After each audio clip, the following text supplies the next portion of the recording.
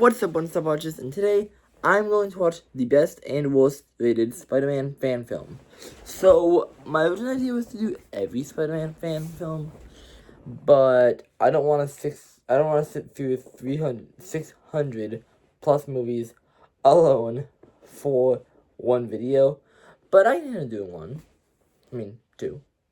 So yeah, I'm going to compare them because even though I'm watching the best and worst rated one, I usually tend to like shit. So maybe I like the worst rated one more. But let's start with the best rated one. The best rated one is pretty famous. You probably know it. It's called Spider-Man: The Green Goblin's Last Stand, made in 1992, based off the 1973 comic, I think called The Day Gwen Stacy Died.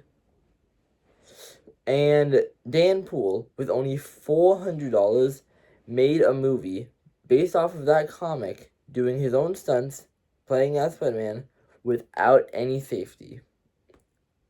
So, I'm really interested to see, because if anyone knows of the famous flop Spider-Man Turn Off the Dark, the Spider-Man musical that flopped horribly, they had millions of dollars to make that movie, to make that musical, and still couldn't make it safe. If this guy only had $400 and they had safety harnesses and everything in that musical, this guy had nothing. So if you didn't know Spider-Man stunts, I guess that's fine, but like, it's kind of hard to have a Spider-Man movie without doing Spider-Man stunts. So I'm really excited to see what he did without any safety. Also, apparently, this one has the comic Gwen Stacy died due to Green Goblin, and this enraged Spider-Man. So we get to see more of an angry Spider-Man than a more calm and controlled Spider-Man. So let's get to it. I'm also going in blind. I haven't seen any of these movies before. I just did a little bit of research, and I put the cover right here, like while I'm talking the whole time for both movies. So yeah, this was a self-funded movie. Dan Poole raised $400, and he was started to make a hugely popular movie that was even praised by Stanley himself out of passion. He didn't do this for any money. He did it because he wanted to. You can't, like, buy this movie anywhere. You have to watch it on YouTube. He gets money from ads if he's still alive. He might be still, I don't know if he's still alive or not. Anyway, yeah, he gets money from ads on YouTube, but that's it. You can't find a physical copy of this movie anywhere. And that is really cool. He made this movie out of passion and love for the series and nothing else. So let's get to it. I noticed I forgot to give the rating. So the rating for the best rated Spider-Man movie is 7.3 out of 10. Pretty respectable. I don't know what you would call that, but that's that's a pretty good rating. It's not the worst rating ever, but it's definitely not the best. Let me put this in perspective. High School DxD has a higher rating than that, and this is, to be fair, this is a fan film and not like an actual official film. I'm pretty sure there are actual Spider-Man films out there that are higher rated. I chose to do fan films instead of Spider-Man films in general because for me to watch the best and worst rated Spider-Man film, I'll probably have to go out somewhere and buy it. These are free on YouTube. I'll put a link in my playlist in the description below. But 7.3 out of 10, I'm going to say what I would give it for a rating after I watch it. But this one is only 51 minutes. So, yeah, I'll be able to remember it pretty well, hopefully. So, let's see what I have. So, let's see what this gives me. So, I just finished watching Spider-Man: The Green Goblin's Last Stand. And this man is insane. So, if you want to see this... So, actually, I'll do this plug later. But Dan Poole directed, edited, produced, and played as Spider-Man and Peter Parker for this movie.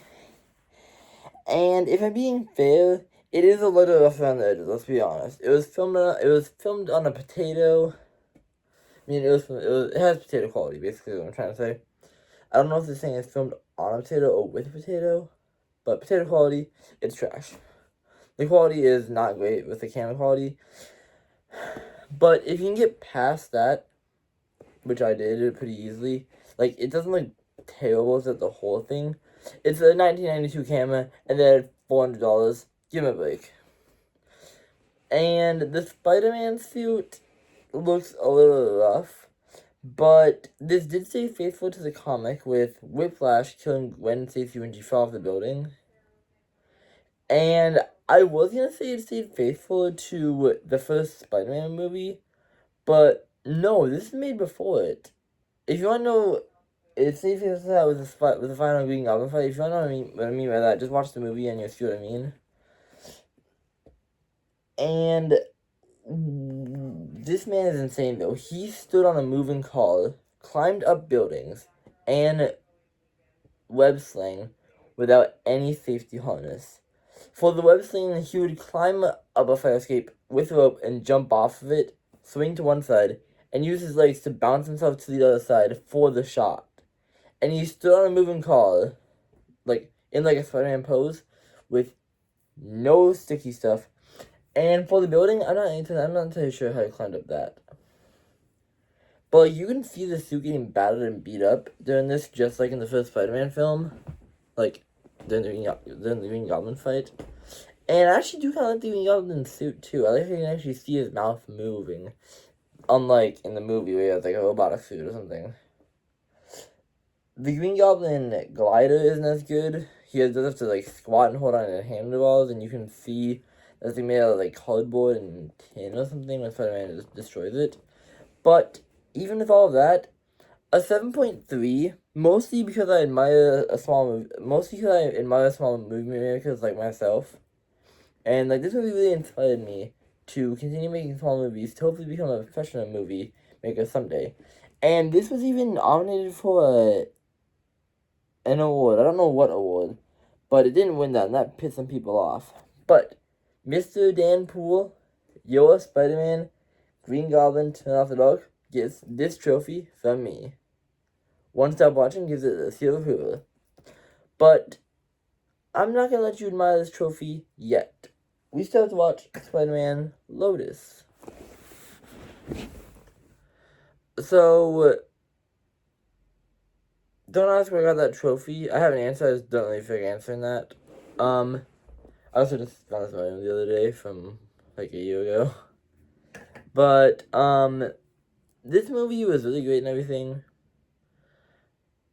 But only time will tell if it's better or worse than Spider-Man Lotus, in my opinion. Keep in mind that I like shit, and I'm a Spider-Man fanboy. How much time do we have to wait until we see what's better? Well, this was 51 minutes. Now, I need to watch Spider-Man Lotus, which is 2 hours. The worst Spider-Man film is 2 hours long. I don't feel like watching that yet. Let me do some research on it. Spider-Man Lotus. It has 23 million views on YouTube. Meanwhile, Spider-Man Turn Off the Dog... How much does Spider-Man Turn Off the Dog have again? I forgot.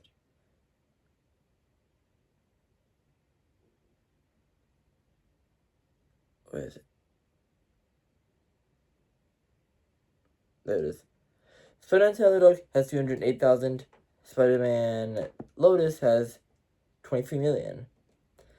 And Spider-Man Lotus was made in 2023 when Turn Off the Dog... No, not Turn Off the Dog. Green Goblin's Last Stand. Turn Off the Dog is a musical. If I was saying Turn Off the Dog, I'm sorry. It's Green Goblin's Last Stand, okay? Turn Off the Dog is the musical that was bombed. Spider-Man... Green Goblin's Last Stand. I still can't remember the name. 1992. This one, 2023. And this one got a budget of, I think, 25,000 already. But they ran they ran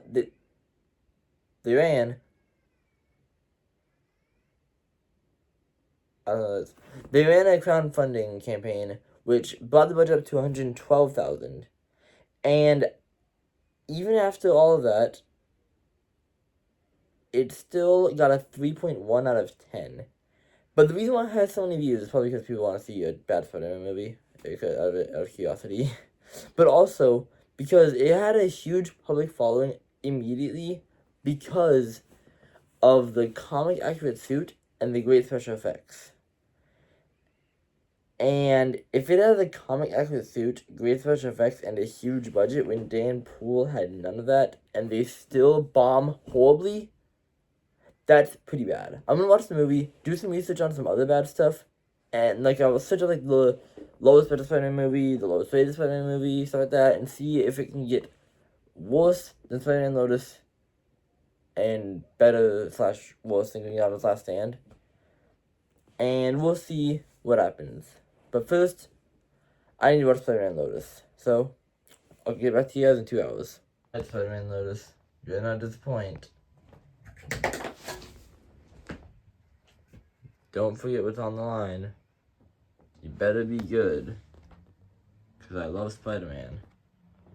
Don't disappoint.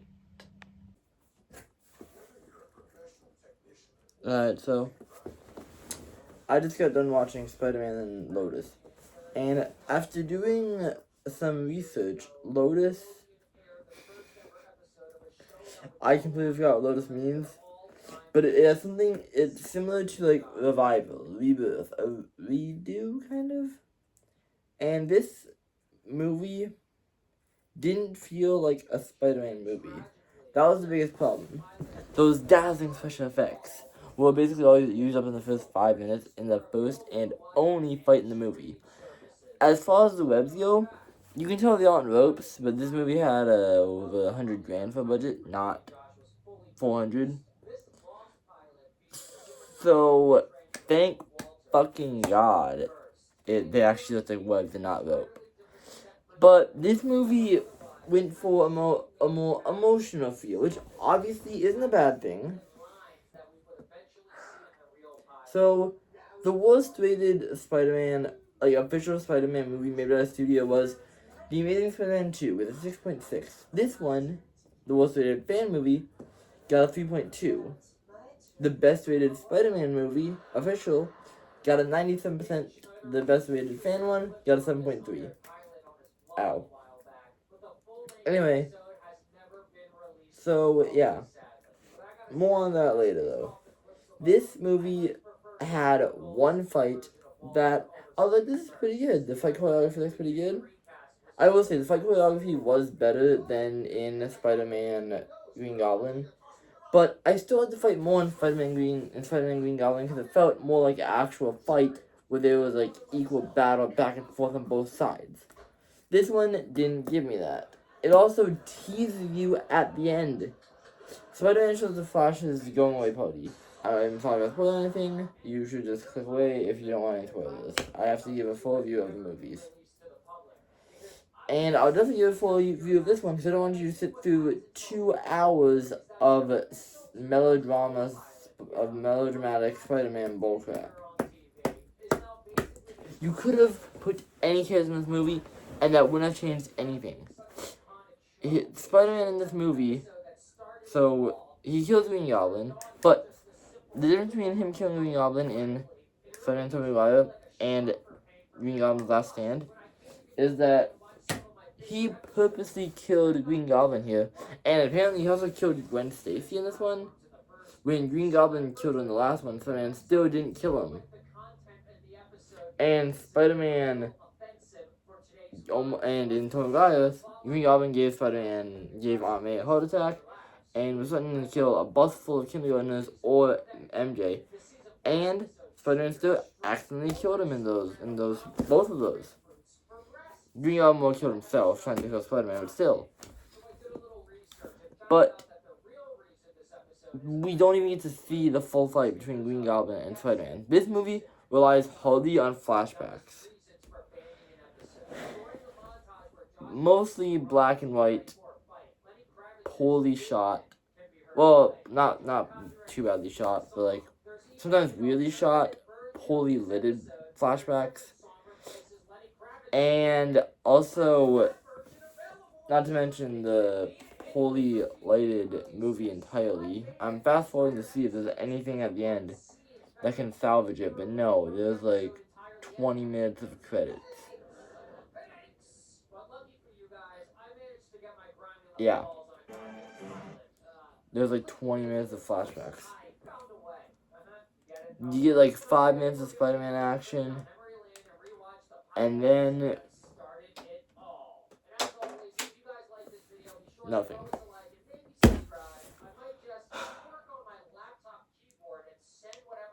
The noise you hear downstairs is my sister watching stuff. She has no idea volume control is. Don't bother. Don't mind it.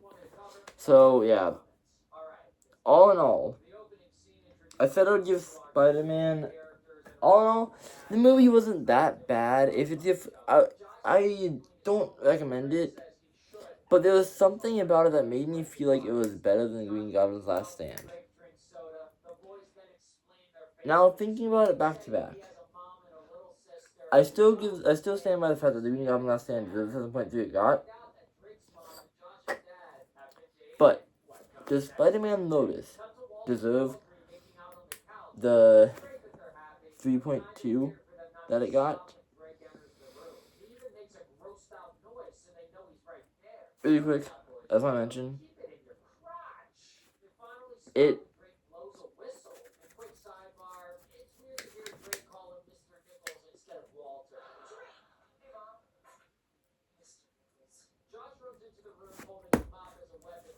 really quickly, I know the main actor of Spider-Man was apparently racist. That's not cool.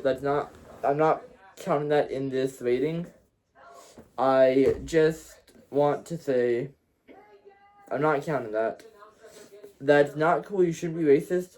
But to be as fair as possible to the movie, that is not counting the rating. A complaint is that Peter Parker is an unlikable character. Peter Parker felt like Spider-Man. He killed Green Goblin, which was not cool. He was verbally aggressive. He said the review said verbally abusive. No, he was more verbally aggressive because Gwen Stacy died. But he yelled at Harry, whose father just died, and MJ, whose best friend just died. And he was also being straight up to this kid who was dying, saying that he's not a hero, saying that Spider-Man, I'm not a hero. Spider-Man's not a hero. And he didn't go back and fix that mistake until the mom was like, yo, you need to go tell him this kid needs a hero. He is dying. But, all in all, I give Spider-Man, the Green Goblin's Last Stand, the 7.3. Spider-Man Lotus. Which one gets the better rating? Spider-Man Lotus gets a 5. That means that Spider-Man, the Green Goblin's Last Stand wins. So, I don't think that Spider-Man Lotus deserved the 3.2 it got. But it gets a 5, maybe a 6 at the most. A loose 6 at the very most. If you want to see Spider-Man Green Goblin's Last Stand, Spider-Man Lotus, and many other more movies, I will put a link to my playlist in the description. Anyway, that's all I have for you. I hope you guys enjoyed this video. Thank you so much for watching. Comment down below what you want to see next. And subscribe to my stuff about you. Also, comment down below if you want to see any more movies of Spider-Man films. I actually kind of enjoyed doing this. I can watch the oldest and newest one, a cartoon one, the best one of the cartoon, the oldest and newest cartoon one. You can suggest a specific one and ask me to do a review of it. Anything you want, comment down below. If it's within my ability, I'll do it. Peace out, mwah. Ladies, see you next time. The special question of the day is, what is your favorite Spider-Man movie? Personally, mine is the Spider-Verse series. If only doing live action, Spider-Man 3, Tobey Maguire. See y'all next time.